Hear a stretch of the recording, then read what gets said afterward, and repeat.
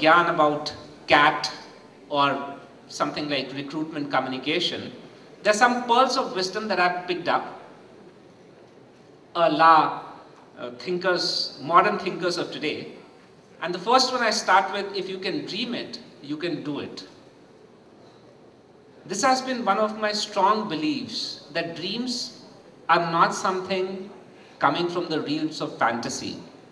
If at all you can see something in your dream, if I can see a time machine in my dream, it will be possible one day. It is going to come around, because otherwise how on earth did it ever enter into my head? So the point is, if you dream something, don't dismiss it. But think of it as something you're going to chase. Think of it as something that you're going to chase for the rest of your life. And trust me, you'll get there. Lesson 2, rise each morning with a positive attitude, talk to yourself. One of the things that we have forgotten to do in this world of internet, and oh my God, where on earth is my cell phone? This is what we do most of the times. Where is my cell phone? Kisi ne message bheja ki nahi? Every 5 minutes you check your cell phone to see if there's a missed call or if there's an SMS from someone. That's, how ridiculous is that? You know, it's almost like getting psyched. The whole point is, in this entire, shall we say, rigmarole of trying to be in touch with other people, we have forgotten to get in touch with ourselves. And this is one thing you need to do. You must talk to yourself. You must talk to yourself every morning. And if possible, every evening before sleeping, every night before sleeping. Do talk to yourself. It actually helps you be positive. Because when you talk to yourself, you realize that you're still there. That this life of yours is so beautiful and you're still living it. And thus, it gives you a positive outlook for the rest of the day. Lesson 3, the first step towards solving a problem is to begin. Now, this is a lesson that I've learned from my mountaineering. The first time, way back, after I did my basic mountaineering training, I went to scale a peak called Khatling Glacier. Now, when I looked at the damn glacier, it was too goddamn high. And standing on the foothills, I looked up and I was scared. I said, no way on earth can I ever get on the top of this thing. It's like too huge. And fortunately, I was fortunate enough to be trained by one of the best people in this craft, Bachendri Pal, who now happens to be a good friend of mine. She was the first Indian woman to climb Everest. And she told me, Himanshu, why don't you walk a few steps? Just go up a little. Nahi hoga to वापस आ जाना. And once I took that first few steps, I said, hey, it's not that tough. Let's try it out for a while. And then after a while, things became simpler, because then I started enjoying the beauty of nature. I started enjoying the beauty of the mountain that was in front of me. So please remember, it is always the first step which is difficult. How many of you have done rappelling? Do you know what rappelling is? You've done rappelling, right?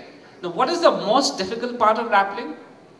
Getting from this vertical position to this horizontal position. After that, the rest of it is semantics, right? So if you can do that one step, subsequently things are going to become much more easier. When you reach for the stars, you may not get quite one, but you won't come up with a handful of mud either. Remember one thing, if at all you must dream big. Don't dream randomly.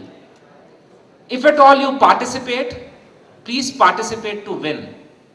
Please don't give me that ridiculous argument that a lot of people end up giving, that participation is the spirit of the game. Ladies and gentlemen, participation is not the spirit of the game, winning is. If you can't win, don't participate. I mean, have you ever heard of a person who comes into an engineering college and says, "Kuch seekh ke chala jaun"? No. If you have taken up engineering, then you are here to become a good engineer. If you have taken up an MBA, you are here to become a good MBA. You're here to learn the nuances of management, so you might as well make the most of it, not just be a part of the class. And by winning, I don't mean getting first position. By winning, I mean achieving what you were in there for. Now, when you get into a course, you're here for the learning, make sure that you have the learning with you. Otherwise, you would have wasted your time, and you would have wasted other people's time, and you would have wasted an opportunity, which you were fortunate to get in the first place. Okay? So always aim for the stars. Lesson 5. Watch your thoughts. They become your words. So a lot of time we think that we can have this discrepancy between what we think and what we speak. And we can't continue for the rest of our lives. Trust me, you cannot. You think something for a long time, it'll actually come out in form of words. Watch your words, because they become your actions. And finally, watch your actions, because they become your habits. And once they become your habits, they become a part of your character. And from that character, your behavior flows. And which is what goes for the rest of the world to see. So watch your habits, they become your character. So ultimately, what you think is what you are going to become. So be very careful about what you're thinking. Lesson 6.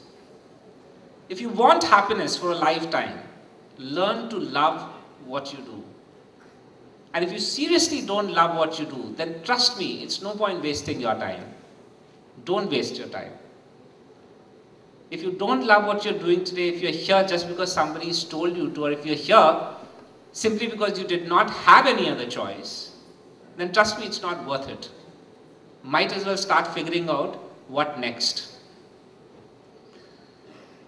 Okay, now that I have given you my global gyan, which is something that people in MBA are going to learn subsequently, how to write something without answering the question.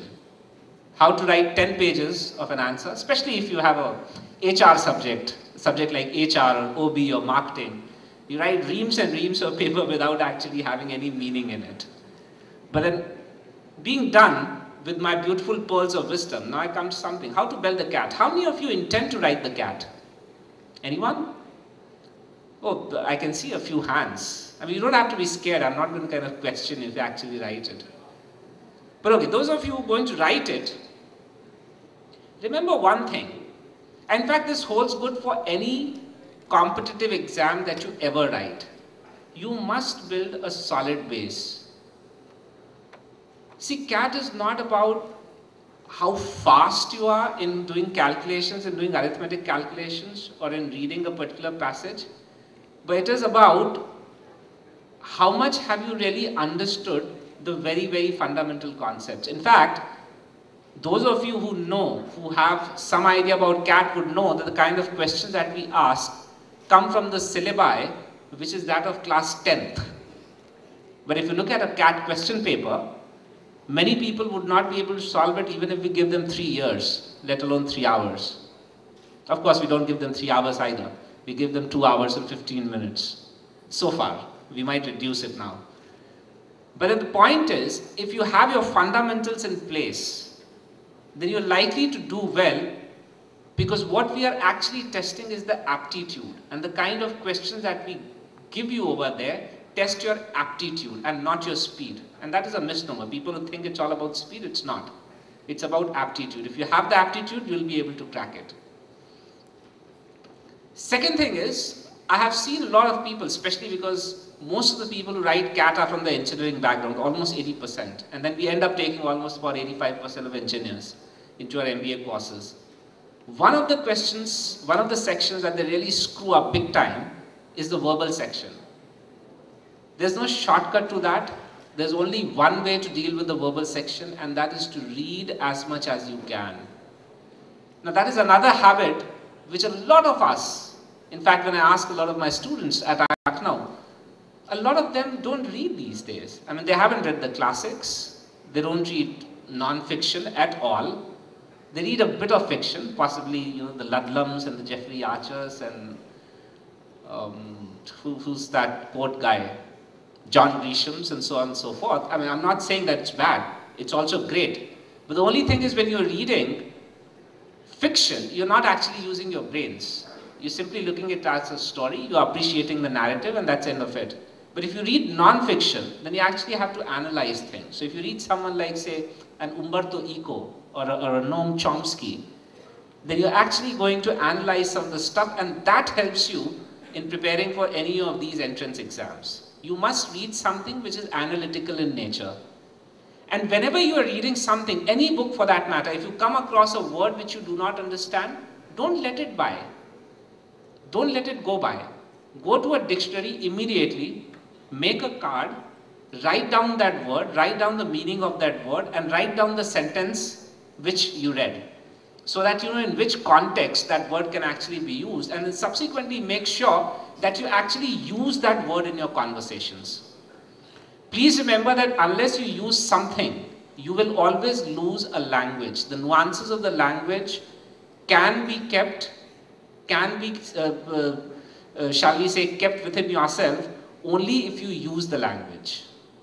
If you don't use the language, you lose the language. It doesn't matter how much proficient or how, shall we say, number of years have you actually spent on it, you're going to lose it.